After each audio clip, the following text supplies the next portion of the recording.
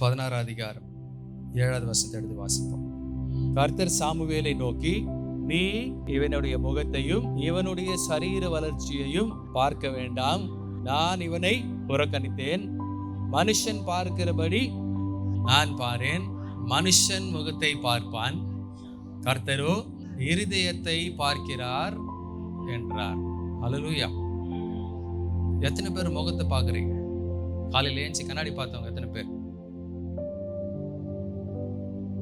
ஹல்லேலூயா. சரி, எத்தனை பேர் இங்க வந்தவொன்னு ஒருத்தர் முகத்தை பார்த்துக்கிறீங்க? சரி, என்ன பண்ண போறேன்? பார்க்க போறோம். பக்கத்துல இருக்கிறவங்க முகத்தை பாருங்க. திரும்ப பார்த்துட்டீங்களா? சரி, எப்படி இருக்குது முகம்? சும்மா எல்லாம் நல்லா இருக்குன்னு சொல்லாதீங்க. என்ன ரூபி, எப்படி இருக்குது ஜெபக்கனி முகம்? சிரிப்பா இருக்குதா? அப்போ என்ன விஷயம், ஏன் இதை பார்த்து நான் கேட்கிறேன் அப்படின்னா, ஒருத்தர் பார்க்கும் போது நாம எல்லாத்தையும் என்ன பண்றோம்? நோட்டீஸ் பண்றோம். சோகமா இருக்குதா, சிரிச்ச மாதிரி இருக்குதா, முடி வெள்ளையா இருக்குதா, முகத்துல பவுடர் போட்டிருக்கிறாங்களா, தோல் கலர் என்ன, உதட்டுல லிப்ஸ்டிக் போட்டிருக்கிறாங்களா, காதுல கமல் போட்டிருக்கிறாங்களா, கழுத்துல செயின் போட்டிருக்கிறாங்களா, கண்ணில் கண்ணாடி போட்டிருக்கிறாங்களா, தலையில முக்காடு போட்டிருக்கிறாங்களா, முடி நீட்டா இருக்குதா, டை அடிச்சிருக்கிறாங்களா, இதெல்லாம் என்ன பண்றோம்? இப்போ நீங்க பாத்தீங்க பாருங்க, ஒரு செகண்ட், இப்படி அன்கான்சியஸா உங்க பின்னாடி மூளை இதெல்லாம் என்ன பண்ணிருக்கோம்? நோட்டீஸ் பண்ணோம். ஆமாவா இல்லையா? கேட்ட பதில் கேட்ட டக்கு டக்கு டக்குன்னு என்ன பண்ணோம் வரும். ஆனா நம்ம பார்த்தது என்னது? முகம். அவ்வளவுதான். ஸோ இன்னைக்கு இங்க அந்த வசனத்துல பார்க்கும்பொழுது ரொம்ப தெளிவா போட்டிருக்குது, மனுஷன் முகத்தை பார்க்கிறான், கர்த்தரோ இருதயத்தை பார்க்கிறார். எத்தனை பேர் இருதயத்தை பார்த்தீங்க? என்னய்யா நீங்க முகம் தானே பார்க்க சொன்னீங்க, திருப்பி என்ன பண்ணுவீங்க? இதுதான் சொல்லுவீங்க. கரெக்டா? ஆமாவா இல்லையா?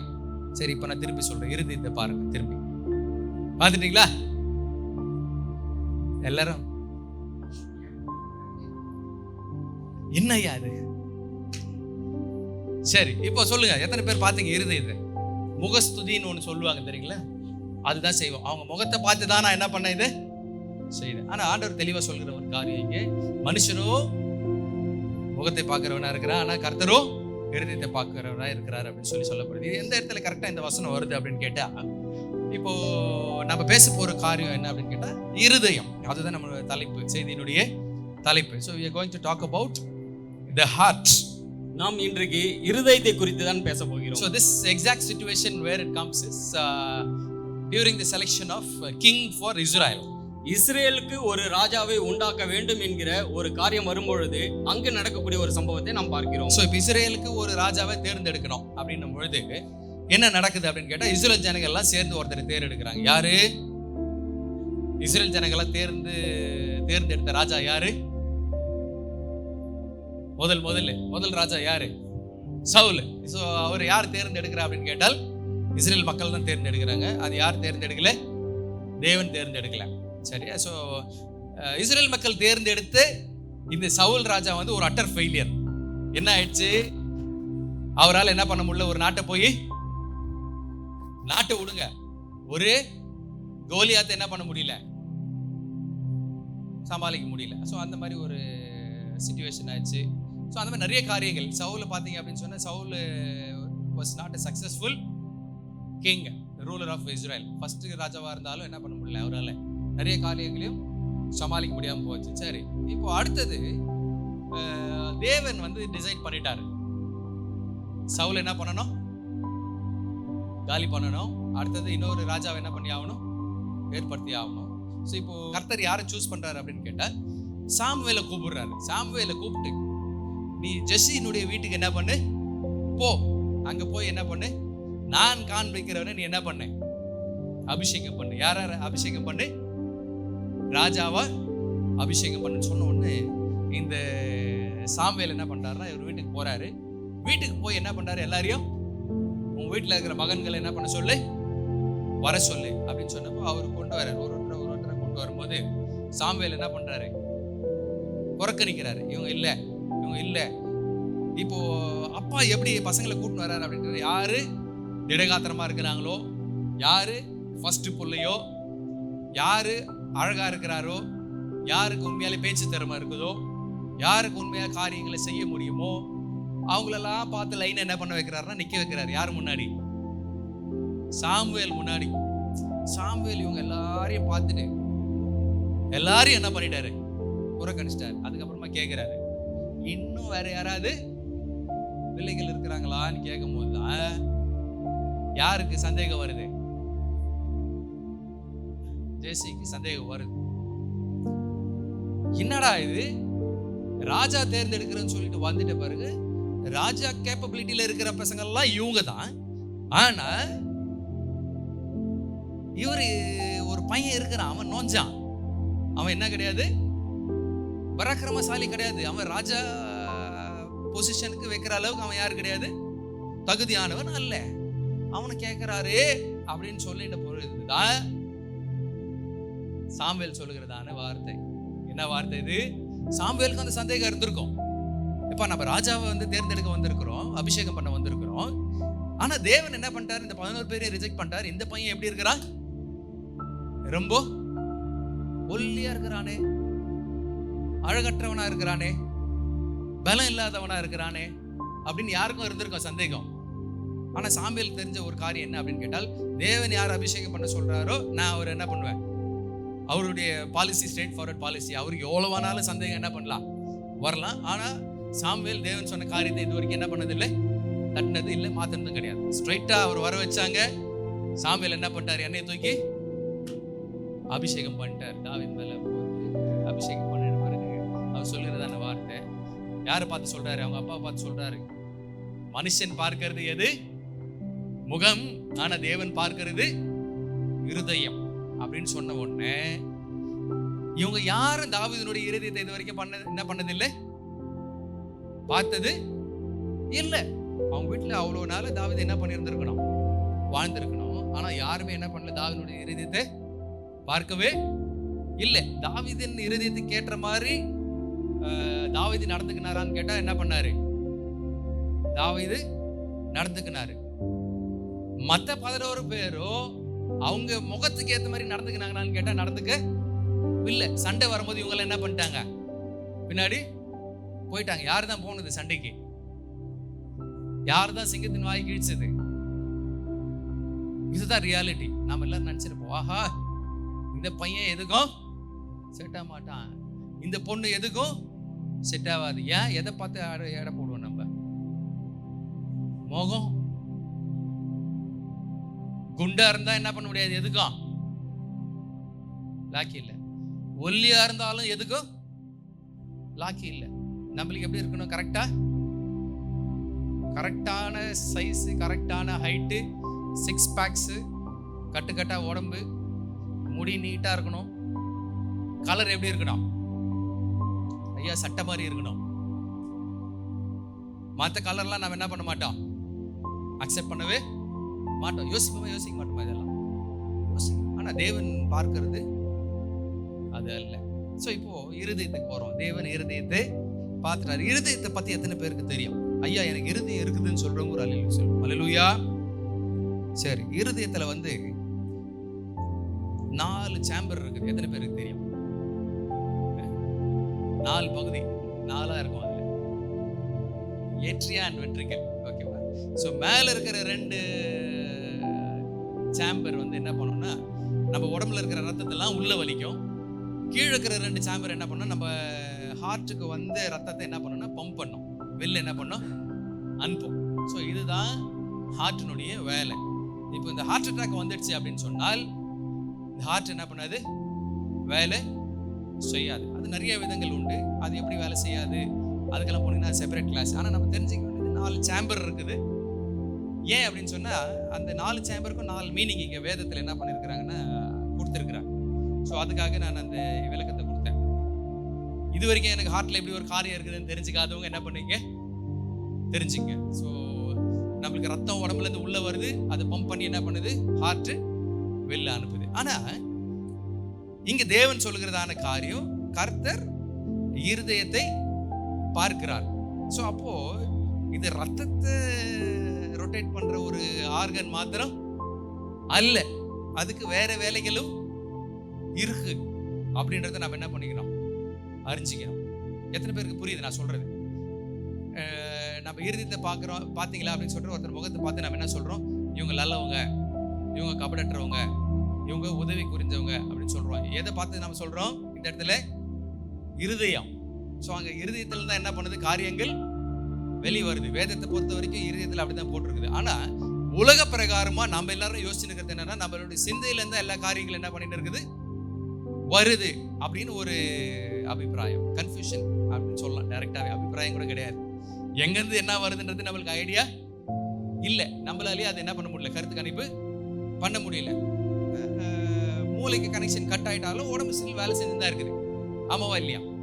ஆனா ஹார்ட் நின்றுட்டா எல்லாமே என்ன பண்ணிடுது, நின்று போயிடுது. ஸோ அப்படி பார்க்க போனால் தேவன் இருதயத்தை பார்க்குறேன்னு நாங்கள் மெசேஜில் எழுதியிருக்கிறது, வசனத்தில் எழுதியிருக்கிறது ரொம்ப ரொம்ப கரெக்ட். ஸோ இப்போ அங்கே பார்த்தீங்க அப்படின்னு சொன்னால் 4 காரியங்கள். ஒன்று இன்டெலெக்ட், அறிவுத்திறன். அடுத்தது வில், விருப்பம். அடுத்தது எமோஷன், உணர்ச்சிகள். அடுத்தது கான்சியஸ், மனசாட்சி. மனசாட்சி.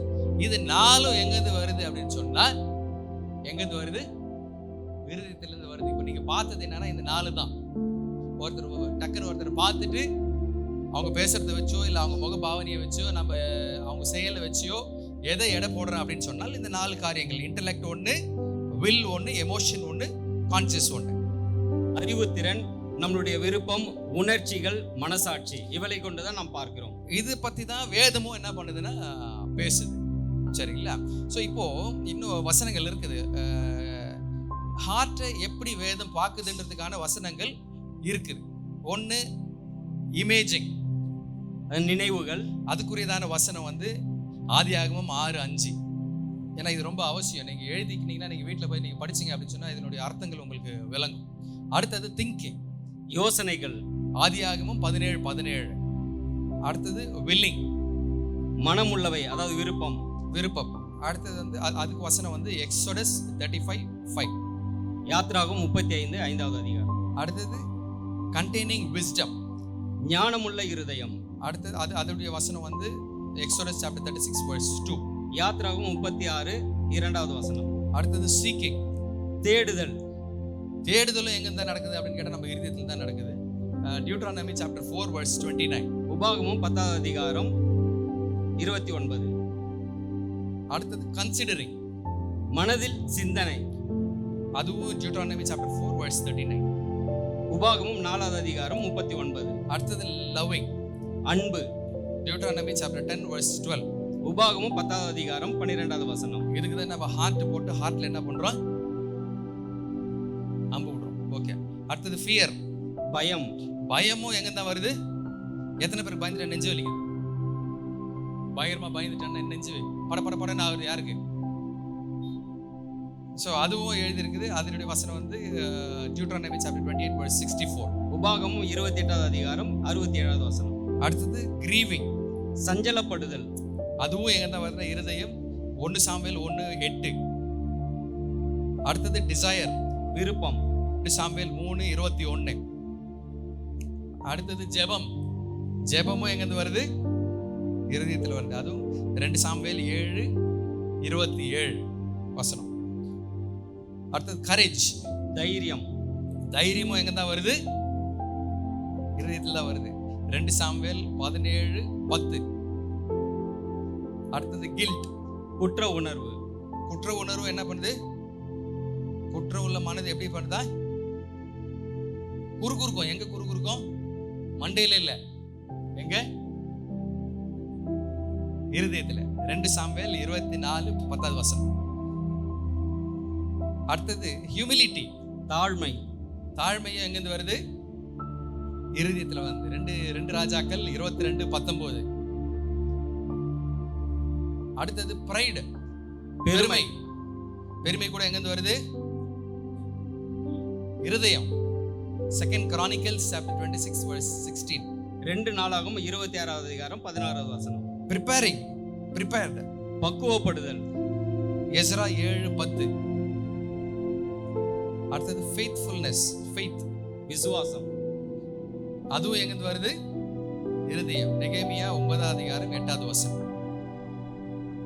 அப்ரைட்னஸ், நேர்மை, மன நேர்மை. நேர்மை, அதுவும் எங்கிருந்து வருது? இருதயத்திலிருந்து வருது. யோபு 33:3 அந்த வசனத்தில் எழுதியிருக்கு. அடுத்தது கிளாட்னஸ், சந்தோஷம். சந்தோஷம், அது வரக்கூடிய இடம் எங்கிருந்து? இருதயம். சங்கீதம் 4:7. அடுத்தது brokenness, நொறுங்குண்ட மற்றும் நறுங்குண்ட இருதயம். அதுவும் இருதயத்துல தான் வருது. நொறுக்கப்படுறதும் எங்க தான்? எல்லாரும் சொல்லுதான ஒரு காரியம், என்ன நெஞ்ச என்ன பண்ணிட்டேன்? உடைச்சிட்டேன். வசனம் சங்கீதம் 34:18. அடுத்தது ட்ரஸ்ட், நம்பிக்கை. நம்பிக்கை எங்கிருந்து வருது? என் நம்பிக்கை என்ன பண்ணிட்டேன் நீ? நம்ம சொல்ற டயலாக் என்னது? உடைச்சிட்டேன். அப்ப இருதயம் என்ன பண்ணிடுச்சு? சுக்குநூறா. நம்பிக்கை உடைச்சவங்கள ஒரு அல்லேலூயா சொல்லுவோம். அல்லேலூயா. ஓகே, அது Proverbs chapter 3 verse 5 to 6. நீதிமொழிகள் 3ஆம் அதிகாரம் 5-6. ஸோ அப்போ இவ்வளோ காரியமும் எங்கேருந்து நடக்குது? இருக்குதுல்ல. நான் ஒரு வசனம் படித்து பார்க்கும்போது எனக்கு ஆச்சரியமா ஆயிடுச்சு. சே, நம்ம இவ்வளோ நாள் இதெல்லாம் என்ன நினச்சின்னு இருப்போம்? நாமளாம் ஏதோ குருட்டாம்போக்கில் யோசிச்சுன்னு என்ன பண்ணின்னு இருக்கிறோம், செஞ்சுட்டு இருக்கிறோம். ஆனால் வேதம் ரொம்ப தெளிவாக போட்டிருக்குது. இந்த காரியங்கள் எல்லாம் எங்கேருந்து நடக்குது? இருதயத்திலேருந்து நடக்குது. இந்த நான் சொன்ன இத்தனை காரியமும் இந்த 4 கேட்டகரிக்குள்ள தான் இருக்குது. என்னென்ன category? Intellectual, will, emotion, conscious. இதுக்குள்ள தான் இருக்குது. அறிவுத்திறன், விருப்பம், உணர்ச்சி, மனசாட்சி. ஸோ இப்போ இப்படி இருக்கிறதான ஒரு இருதயத்தை குறித்து நம்ம இன்னைக்கு பார்க்க போறோம். 2 இருதயம் உண்டு நம்மளுக்கு வேதத்தின் பிரகாரம். என்னென்ன இருதயம் அப்படின்னு கேட்டா, ஒன்று கடின இருதயம், இன்னொன்று மென்மையான இருதயம். ஓகேவா? வேதத்தின் பிரகாரம் 2 இருதயம். One is the hard heart, the other is the soft heart. ஒன்று கடினமான இருதயம், மற்றொன்று மென்மையான இருதயம். நான் அநேக காரியங்கள் உண்டு, ஆனால் நான் கம்மியாக தான் போட்டு வந்திருக்கிறேன் இதுக்குள்ளே. ஸோ இதை மாத்திரம் நம்ம குயிக்காக வேகமாக பார்த்துட்டு நமக்கு என்ன மாதிரி இருதயம் இருக்குது அப்படின்றத நம்ம என்ன பண்ணிக்கணும்? ஆராய்ந்து அறிஞ்சு தெரிஞ்சு, நமக்கு கடினமான இருதயமாக இருந்தால் திருத்திக்கணும், சதியான இருதயமாக இருந்தால் இன்னும் சதியாக இருக்க வைக்க நமக்கு தேவன் அனுக்கிரகம் செய்ய நம்ம என்ன பண்ணோம்? அவரு கேட்குறோம். சரி, முதல்ல நம்ம எடுத்தவொடனே போகிறது வந்து ஒரு கடினமான இருதயம். கடினமான இருதயம் வச்சுருக்கிறவங்களும் ஒரு அல்லேலூயா சொல்லுவோம். அல்லேலூயா. நம்மளுக்கு இருதயம், நம்ம இருதயம் கடினமான இருதயமா இல்லை மென்மையான இருதயமான நம்மளால என்ன பண்ண முடியல? கண்டுபிடிக்க முடியல. நாம செய்கிறதான காரியங்கள் எல்லாம் நல்ல காரியம் தான் நாம நினைச்சுன்னு இருப்போம். ஆனா வேதத்தின் பிரகாரம் நம்ம இருதயம் கடினமா இருக்குதா இல்லை மென்மையா இருக்குதான்றது நம்மளுக்கு என்ன இல்லை? ஐடியா இல்லை. ஆனா நம்ம இன்னைக்கு பார்க்க போற காரியங்கள் 4 கைண்ட் ஆஃப் இருதயங்கள், 4 types of hearts that is mentioned in Bible that we are going to take and see if our heart is hard or not. வேதத்தில் கொடுக்கப்பட்டிருக்கக்கூடிய ஒரு 4 காரியங்களை எடுத்து நாம் ஆராய்ந்து பார்க்கும் பொழுது நம்மளுடைய இருதயம் கடின இருதயமா அல்லது மென்மையான இருதயமா என்பதை அறிந்து கொள்ள முடியும். இப்போ நான் சொல்ல போற இந்த 4 இருதயங்கள் இருக்குது அப்படின்னு சொன்னா உங்கள் இருதயங்கள் கடினமான இருதயங்கள். ஒன்று வந்து the hard heart is a stubborn heart. முதலாவது இருக்கக்கூடியது முரட்டாட்டம் உள்ள ஒரு இருதயம். முரட்டாட்டம் உள்ள ஒரு இருதயம் அப்படின்னா நாங்கள் வந்து பெரிய காரியம் பண்ணாதான் முரட்டாட்டம்ல நினைச்சுக்காதீங்க. அடம்பிடிச்ச கழுதை அப்படின்னு நம்ம தமிழ்ல சொல்லுவோம். எத்தனை பேருக்கு தெரியாது? அடம்பிடிச்ச கழுதைன்னு சொல்லுவோம். இருமாப்பா என்ன பண்ணி இருக்கிறது? நம்ம இருதயத்தை வச்சுன்னு இருக்கிறது. ஓகேவா? That is stubbornness. இப்படிப்பட்டதான ஒரு இருதயம் இருக்குது அப்படின்னு சொன்னா நம்ம இருதயம் என்ன எப்படிப்பட்டதான இருதயம்? கடினமான இருதயம். இந்த இருதயம் யாருக்கு வேதத்துல இருந்தது ஸ்பெசிஃபிக்கா அப்படின்னு பார்த்தா ஒரு வசனம் இருக்குது. எக்ஸோடஸ் சாப்டர் 7 14 வரைக்கும் நீங்க படிச்சீங்க அப்படின்னு சொன்னால், தேவன் பார்வோனுடைய இருதயத்தை என்ன பண்ணாரா? கடினப்படுத்தினார். அப்போ அவன் வந்து பண்ணதெல்லாம் கடினமா வீம்புக்குன்னா என்ன பண்ணான்? எல்லா காரியங்களும் செஞ்சான். இஸ்ரேல் மக்கள் வெளில போன்னு சொல்லிட்டாரு. தேவன் என்ன பண்ணிட்டாரு? அவனுடைய கல்லான இருதயத்தை உடைச்சு போன்னு சொல்ல வச்சுட்டாரு. அதுக்கப்புறம் போன பிறகு அவன் பண்ண காரியம் என்னது? இருதயம் கல்லாயிடுச்சு. இருதயம் கடினமான உடனே, ஸ்டபன் ஆன உடனே அவன் என்ன பண்றான்? போர் வீரர்கள் எல்லாம் கூப்பிட்டுக்கின்னு யாரை துரத்துறான்? இஸ்ரேல் மக்களை துரத்துறான். ஸோ இப்படிப்பட்டதான இருதயம், ஐயா எனக்கு இப்படிப்பட்டதான இருதயம் இல்லைன்னா நீங்க என்ன பண்ணலாம்? சொல்லலாம். ஆனா ஸ்டபன்னஸ், நான் ஒன்று நினைச்சா அது என்ன பண்ணி ஆகணும்? செஞ்சே ஆகணும். செய்யலன்னா என் மூச்சு என்ன பண்ணாது? அப்படி செத்துட்டாங்கன்னு வச்சு என் கட்டை வேவாதுன்னு சொல்லுவாங்க. செத்துட்ட பிறகு கட்டை வெந்தானா அது இப்போ அடிக்கிற வெயில் எல்லாம் வெளில போட்டாலே என்ன பண்ணிடும்? கட்டை ஆனாலும் அந்த வீராப்பு வயிறாக என்ன பண்ணின்னு இருப்போம், மனசுல வச்சுன்னு இருப்போம். ஸோ இப்படிப்பட்டதான ஸ்டபன் ஹார்ட், முரட்டாட்டமான ஒரு இருதயம் நமக்கு இல்லைன்னு தான் நான் நினைக்கிறேன். இருக்குதா இல்லையா நீங்க யாரும் என்ன பண்ணீங்க, வீட்டில் போய் செக் பண்ணீங்க. எனக்கு சாம்பார் வேணும்னா இன்னைக்கு என்ன வேணும், சாம்பார் வேணும். எனக்கு சிக்கன் வேணும்னா எனக்கு என்ன வேணும், இன்னைக்கு சிக்கன். ஏய் வானாண்டி, வெயில் அடிக்குது, சிக்கன் செஞ்சா மூஞ்சில என்ன வந்துடும், பிம்பிளி பிம்பிளி பிம்பிளின்னு வந்துடும். வானா நீ என்ன சொல்றது, நான் என்ன கேட்கறது. இப்போ இப்படிப்பட்டதான இருதயத்தை வச்சுன்னு நாமெல்லாம் எங்க வந்திருக்கிறோம், எங்க வந்திருக்கிறோம், சத்தமா சொல்லுங்களேன். தேவனை சந்திப்பதற்கு ஆலயத்துக்கு என்ன பண்ணிருக்கிறோம், வந்திருக்கிறோம். சரி, இன்னொரு வசனத்தை வாசிப்போம். சங்கீதம் 78:8 எப்படி இருக்குதா இருதயம், செவைப்படாம இருக்குது. அது அடுத்தது எப்படி இருக்குதா, முரட்டாட்டமும் கலகமும் இருக்குது இருதயத்துல. சோ இப்படிப்பட்டதான இருதயத்தை நம்ம வச்சிருக்கிறோம் அப்படின்னு சொன்னால் செவையான இருதயம் நம்ம கிட்ட இல்ல. எழுதி வச்சுங்க அந்த வசனத்தை. நான் அநேக காரியங்களை சொல்லினே போகலாம், பட் ஆனா உங்களுக்கே தெரியும் நம்ம இருதயம் எப்படி இருக்குது. நம்ம இந்த மாதிரி காரியங்களை செய்யல, சின்ன காரியங்கள், ரொம்ப பெரிய பெரிய காரியங்கள். நான் சொன்ன மாதிரி சின்ன சின்ன சாப்பாடு, வெளியில சுத்துறது, ஏன் தண்ணி குடிக்கிறது வச்சுக்கல, அது கூட நம்ம என்ன பண்ண மாட்டோம், செய்ய மாட்டோம். ரொம்ப சாதாரண விஷயம், அது கூட நம்ம என்ன பண்ண மாட்டோம், செய்ய மாட்டோம். ஸோ இப்படிப்பட்டதான இருதயங்கள் உங்களுக்கு இருக்குதா அப்படின்றத நீங்க என்ன பண்ணிக்கணும், சில நேரத்தில் போட்டியில இறங்கணும். முன்முனை போட்டி மாதிரி வீட்டில் இருக்கிறவங்க எல்லாருமே போட்டியில இறங்கணும். நீ சொன்னா நான் செய்யணுமா, அவர் செஞ்சா நீ செஞ்சியா, புரியுதா உங்களுக்கு? அப்படி பார்த்தா ஒரு குடும்பத்தை எடுத்துக்கணும் அப்படின்னு சொன்னா எல்லாருமே ஸ்டபனா இருக்கிறாங்க அப்படின்னு சொன்னால் என்ன ஆகும், குடும்பத்துடைய இருதயம் எல்லாமே கல்லான இருதயம் ஆகுது அப்படின்னு சொன்னால் அங்க வேதவசனம் என்ன பண்றது, முரட்டாட்டமான ஜனமா என்ன பண்ணிடுவாங்க, மாறிடுவாங்க. இதுதான் நடக்குமான்னு கேட்டா இதுதான் என்ன பண்ணும், நடக்கும். சரி, அடுத்த ஒரு வாசனத்துக்கு போவோம். இப்போ அதுக்கு முன்னாடி இன்னொரு காரியத்தை சொல்லிடுறேன். ஜட்ஜஸ் சாப்டர் 2:19 படிக்க வேணாம். இந்த இடத்துல ரொம்ப தெளிவா நியாயாதிபதிகள் 2ஆம் அதிகாரம் 19ஆவது வசனம். முரட்டாட்டம் உள்ள இருதயத்தை வச்சிருக்கவங்க தேவன் இடத்துல வந்து எது கேட்டாலும் தேவன் அதுக்கு என்ன பண்ண போறது இல்லையா, என்ன பண்ண போறது இல்லையா, கேட்க மாட்டாராம். பெற்றுக்கொள்வது விடுங்க, செய்யறதெல்லாம் வேற, செய்ய மாட்டேன்னு சொல்ல. அவர் என்ன பண்ண மாட்டாரா, முரட்டாட்டமான இருதயத்தை வச்சிருக்கிற ஜனங்கள் தேவனிடத்துல வந்து மன்றாடினாலும் முறையிட்டாலும் தேவன் அதை என்ன பண்ண போறது இல்லை, கேட்க போறது இல்ல. சரி, ஏன் அப்படின்னு சொன்னா உங்க இருதயம் என்னவா மாறிடுச்சு, கல்ல மாறிடுச்சு. சும்மா தேவன் ஏதாவது செய்யணும்னு நினைச்சாலும் அதை என்ன பண்ண முடியாது, திருப்பி அந்த இருதயத்தை எடுத்து பயன்படுத்த முடியாது. அடுத்த இருதயம் என்ன அப்படின்னு கேட்டா stiff necked heart. The hard heart is a stiff necked heart. வணங்கா கழுத்துள்ள இருதயம். வணங்கா கழுத்துள்ள இருதயம். இது யாரு சொன்னார், தேவன் சொல்லி பார்க்கலாம். இந்த பக்கம் பார்வோன்னு சொன்னாரு, இந்த பக்கம் யார சொல்றாரு, பார்வோனுக்கு இருந்தது கடின இருதயம், இவங்களுக்கு இருந்தது வணங்கா கழுத்துள்ள இருதயம். திருப்பி எதை குறிக்குது, கடின இருதயம் தான், ஹார்ட் ஹார்ட் தான். ஓகேவா?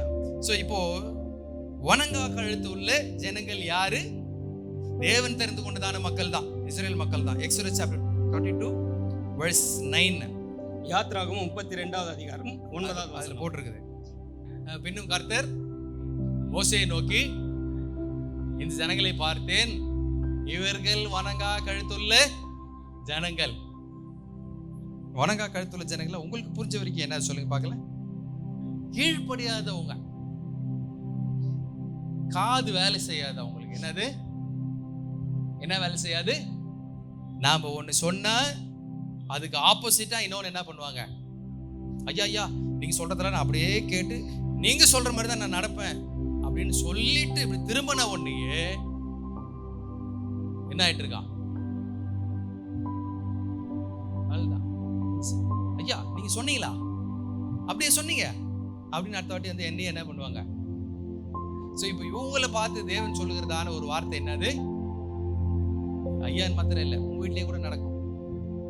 ஃபுல்லா சொல்லிடுவோம், இதெல்லாம் செய்யணும், இதெல்லாம் செய்யக்கூடாது, இதெல்லாம் என்ன பண்ணக்கூடாது, பார்த்து நடந்துக்கணும், இதெல்லாம் சொல்லி முடிச்சிட்ட பிறகு காதுலயே நாம ஒன்று புதுசா ஸ்டார்ட் பண்ணி செஞ்சு வச்சிருக்கோம். சம்பந்தமே இல்லாம சில நேரத்துல வேலை ஸ்தலத்துல வந்து நான் முதல்ல என்ன பண்ணுவேன்னா, டாஸ்க்னு சொல்லிட்டு ஒன்று அசைன் பண்ண மாட்டேன். வாயில சொல்லிட்டு போவேன். திருப்பியும் வந்து நான் சொன்னது எனக்கு நல்லா தெரியும். அதை நான் என்ன பண்ணுவேன், கேட்பேன். என்ன திரும்ப சொல்லுவாங்க, ஐயா நீங்க என்ன பண்ணல, நீங்க சொல்ல சார், நீங்க சொல்லணும்னா நீங்க என்ன பண்ணுங்க, ப்ரூவ் பண்ணுங்க. எப்படி ப்ரூவ் பண்ணுறது, வாயில பேசுறது ப்ரூவ் பண்ண முடியுமா? இப்பயாவது கேமரா இருக்குது, ரெக்கார்டிங் என்ன பண்ணலாம், போடலாம். அப்பெல்லாம் என்ன கிடையாது, ரெக்கார்டிங் கிடையாது. ரெக்கார்டிங் இருந்தாலும் நம்மளுக்கு இதெல்லாம் செய்யணும்னு என்ன கிடையாது. யோசிச்சு, ஆஹா தப்பு யார் மேல சொல்லுங்களேன் அப்படின்னு நான் நினைச்சிருந்தேன் ரொம்ப நாளா. சரி தப்பு என்ன இல்லை, நான் கரெக்டா எழுதி கொடுத்திருந்தேன்னா அவங்க என்ன பண்ணிருப்பாங்க, நான் நினைச்சிருந்தேன் தப்பு என் மேல. இப்போ என்ன பண்ணிட்டேன், எழுதிடுறேன். என்னது எழுதி கொடுத்துட்ட பிறகு அப்பவும் மேல என்ன பண்ணாது. அப்ப யார் மேல தப்பு? முதல்ல இருந்தே வணங்கா கழுத்துள்ள ஜனங்கள் அப்படின்னா அவங்களுக்கு அதை கேட்கறதுக்கு என்ன இல்லை, விருப்பம் இல்லை. God sees that heart. தேவன் இருதயத்தை காண்கிறவராய் இருக்கிறார். ஒரு வசனத்தை எடுத்து பாருங்களேன். அப்போஸ்தலருக்கு எழுதின நிருபம் 7:51. வணங்கா கழுத்துள்ளவர்களே, இருதயத்திலும் செவிகளிலும் வெறுத்த சேதனம் பெறாதவர்களே, உங்கள் பிதாக்களை போல நீங்களும் பரிசுத்த ஆவிக்கு எப்பொழுதும். நல்லா பாருங்க, எவ்வளவு தெளிவா வேதத்துல ஒரு வசனம் என்ன பண்ணிருக்குது இருக்குது. ஸ்பெசிபிக்கா உன் காது என்ன பண்ணப்படல, விருத்த சேதனம் செய்யப்படல. உன் காதுல ஒழுங்கா இன்ஃபர்மேஷன் போயிருந்து அப்படின்னு சொன்னால் நீ தேவன் சொன்ன காரியங்களை கண்டிப்பாக மாறாம தவறாம அதன்படி செஞ்சிருப்ப.